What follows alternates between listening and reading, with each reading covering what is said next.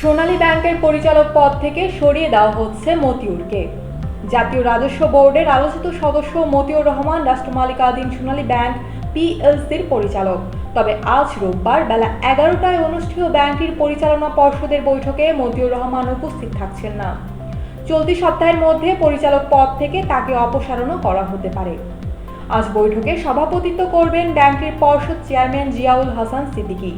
অর্থ মন্ত্রণালয়ের আর্থিক প্রতিষ্ঠান বিভাগ ও সোনালী ব্যাংক সূত্রে এই তথ্য জানা গেছে। আর্থিক প্রতিষ্ঠান বিভাগ থেকে সোনালী ব্যাংকে মৌখিকভাবে জানিয়ে দেওয়া হয়েছে মতিউর রহমান যেন পর্ষদে উপস্থিত না হন। ব্যাংকও মতিউর রহমানকে উপস্থিত না হওয়ার পরামর্শ দিয়েছে এবং তিনিও তা মেনে নিয়েছেন।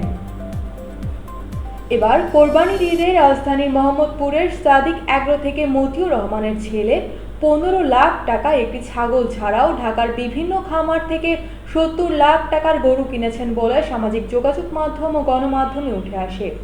এরপর থেকে মতিউর রহমানের ছেলের দামি ব্র্যান্ডের ঘড়ি, গাড়ি, আলিশান জীবনযাপন, মতিউর রহমানের পরিবারের সদস্যদের নামে রিসোর্ট, শুটিং স্পট, বাংলো বাড়ি, জমিসহ নামে বেনামের সম্পত্তি নিয়ে আলোচনা শুরু হয়েছে।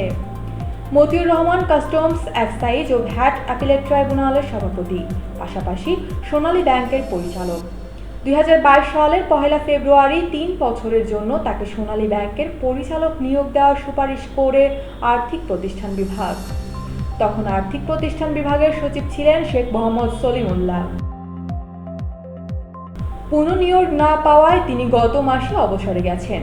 ব্যাংকের সূত্রে জানা গেছে, পরিচালক হিসাবে নিয়োগ পাওয়ার পর থেকেই বড় ধরনের ঋণ প্রস্তাব পর্ষদে উঠলে সেসব বিষয়ে তিনি হস্তক্ষেপ করার চেষ্টা করতেন।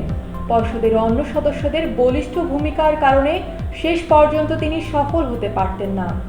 পরবর্তীকালে তিনি ছোট ছোট ঋণ প্রস্তাব পাস এবং পাস না করা নিয়ে হস্তক্ষেপ করার বিষয়ে মনোযোগী হন, যেগুলো পর্ষদে আসতো না। জানতে চাইলে আর্থিক প্রতিষ্ঠান বিভাগের নতুন সচিব আব্দুর রহমান খান এ বিষয়ে মন্তব্য করতে রাজি হননি।